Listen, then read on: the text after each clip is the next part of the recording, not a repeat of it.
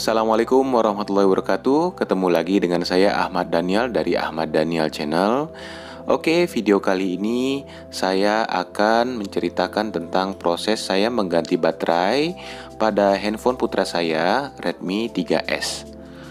Oke, kenapa saya ganti? Karena HP ini telah berumur kira-kira sekitar 3 tahun. Lalu baterainya ditengarai telah bocor ya. Terlihat dari permukaan yang telah menggembung, bisa terlihat di video ini. Nah, itu casingnya sudah terdesak sampai casingnya lepas, dan juga penggunaan baterainya sudah cepat habis, maka pasti kondisinya sudah bocor dan secara umur juga sudah tidak layak. Akhirnya saya sudah purchase baterai pengganti, yaitu bermerek Rakit Panda Double Power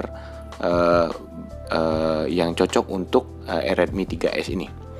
Oke, tahap pertama yang perlu dilakukan adalah membuka casing, dan jangan lupa untuk mengeluarkan slot SIM card dan micro SD, karena slot itu yang akan menyangkutkan saat kita membuka.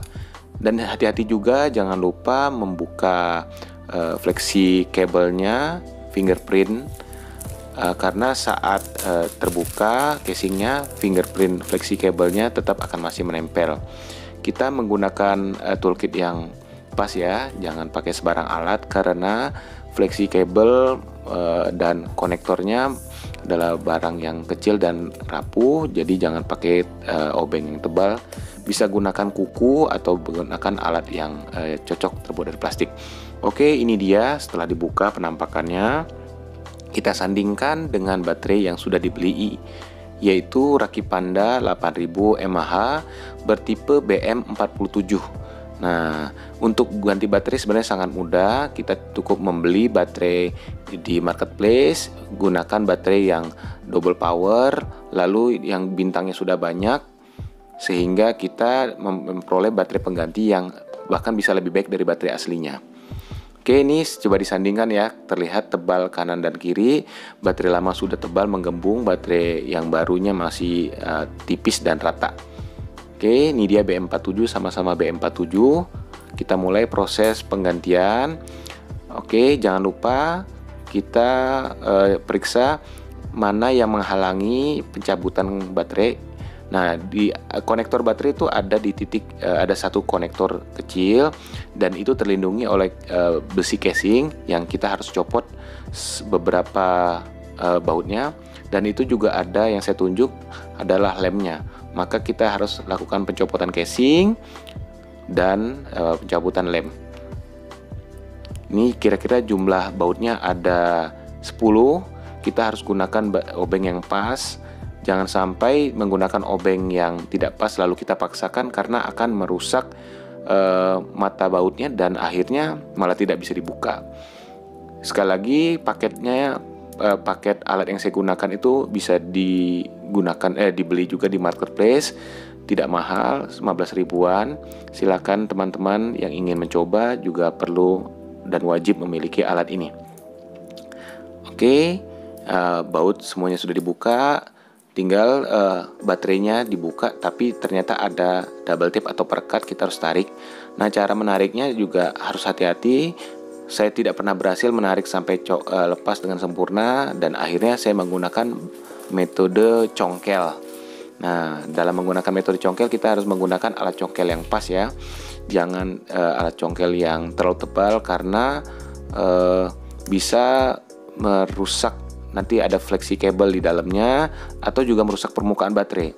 Saya juga pernah mencongkel menggunakan obeng, tapi ternyata obeng tersebut menusuk kulit baterai, sehingga baterainya menjadi bocor beneran, tercium bau kimia yang tidak sedap, dan setelah digunakan baterainya sangat cepat habis. Nah, jadi hati-hati kita harus menggunakan alat yang pas ya. Pakai congkelan yang tipis seperti ini tapi cukup kuat. Oke, satunya lagi, jangan lupa di bawah ini ada 2 buah flexi kabel, yaitu flexi kabel ke modul bawah dan flexi kabel, ya intinya sih flexi kabel ke modul bawah, saya kurang tahu fungsinya. Hati-hati congkelnya sambil dilihat dari samping apakah lemnya sudah copot atau tidak. Nah, ya kan, ada terlihat 2 buah flexi kabel. Oh ya, saya baru ingat, satu flexi kabel itu ke modul bawah, satu flexi kabel lagi ke modul LCD dan touchscreen. Yang kiri touchscreen, yang kanan ke modul bawah. Nah, bekas lemnya masih ada. Itu terlihat yang dua garis putih tersebut.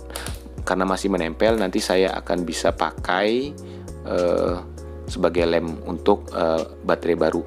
Nah, lebih kelihatan lagi kalau sebelah baterai bekasnya sudah menggembung. Oke, kita persiapan pasang ya. Langsung saja. Oh iya, saya lupa, ternyata ada satu baut yang belum dilepas, yaitu yang terlindungi oleh segel garansi. Tapi karena handphone ini sudah 3 tahun, pastinya garansi sudah hangus. Jadi ya sudahlah, kita bongkar saja. Oh iya, teman-teman yang ingin bongkar tapi tidak mengetahui caranya dan tidak berani mengambil resiko, ya jangan ambil resiko, bawalah ke tukang servis ya. Nah, karena saya juga sudah pengalaman untuk pekerjaan begini-beginian, saya lakukan sendiri, dan tentunya saya harus berani ambil resikonya. Karena resiko tadi bisa terjadi seperti tadi baterai bocor atau fleksi kabel yang tidak sengaja dirobek. Oke, baterainya kita pasang, jangan lupa menarik kabel fleksi yang pendek itu agar menjadi pas dan bisa tepat pada posisi konektor dan jacknya. Sudah pas ya. Oke, tinggal dimasukkan. Nah, pekerjaan baterai ini memang gampang karena tinggal plug and play. Asal baterai tipenya pas, maka semuanya akan pas. Masuk konektornya juga gampang. Setelah konektor masuk, kita jangan lupa tekan-tekan baterainya agar baterainya menempel ke bekas double tape atau lem yang ada di permukaan aslinya. Oke, nah lihat ya, ada 8000 mAh, berarti ini sekitar memang double power, 2 kali lipatnya dari baterai aslinya, originalnya. Nah, setelah ditempel, jangan lupa kita tes apakah dia cukup merekat. Jangan sampai dia jatuh. Kalau memangnya ternyata jatuh, kita harus tambahkan double tape tambahan.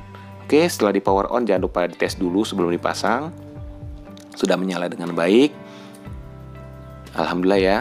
Ternyata pekerjaan ganti baterai itu pekerjaan yang tidak sulit. Kita cek apakah ketebalannya sudah pas, karena saya melihat di review di marketplace ada beberapa review yang bilang baterainya tidak pas, ukuran terlalu besar. Mungkin mereka mengorder baterai yang salah ya.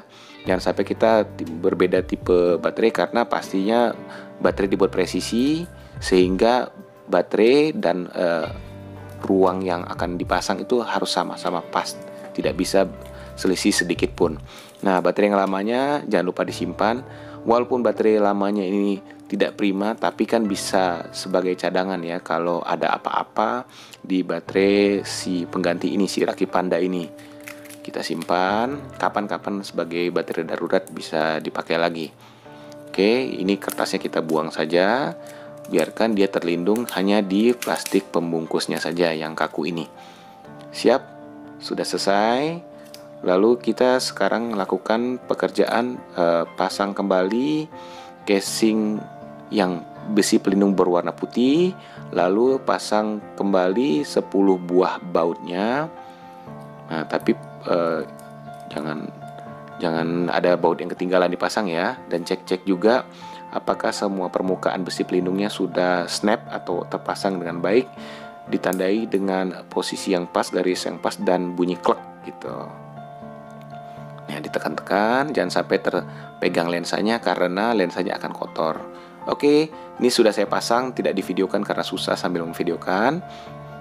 Ya, dicek lagi apakah ada baut yang ketinggalan, karena pengalaman kalau kita tidak teliti ada aja baut yang ketinggalan. Oke, sekarang kita pasang casing luar, tapi PR yang agak sulit yaitu sambil memasang fleksi kabel fingerprint dengan konektor yang ada di motherboard. Oke, kita coba pasang. Mana posisi yang enak? Apakah bisa sambil direkam? Sudahlah, saya pasang saja. Berarti sekarang tinggal memasukkan casing ke posisinya, dan harusnya sekarang lebih gampang dan tidak menggembung, sehingga kita lihat ya, tuh tertutup dengan sempurna ya, rapi ya, tidak terdorong lagi oleh gembungan baterai. Tapi posisi baterai casingnya sudah agak longgar karena dulu pernah terdorong, makanya casingnya harus kita dorong sedikit, tekuk sedikit agar cantelan di sisi kanan kirinya bisa menempel dengan baik. Oke, selanjutnya jangan lupa memasang slot micro SD dan SIM cardnya, jangan sampai terbalik. Lalu kita bisa melakukan checking apakah SIM card sudah terpasang. Oke, sambil menunggu kita cek yang lain. Baterainya di Rakit Panda tersebut terinstall sudah 50%, jadi tinggal dilanjutkan. Oke, kita cek yang lain. Ya berarti sempurna lah ya. Nanti kita kalau ada masalah tinggal kita cek berikutnya. Oke, alhamdulillah sudah selesai. Jangan lupa like, comment, and subscribe, dan sampai jumpa di video berikutnya.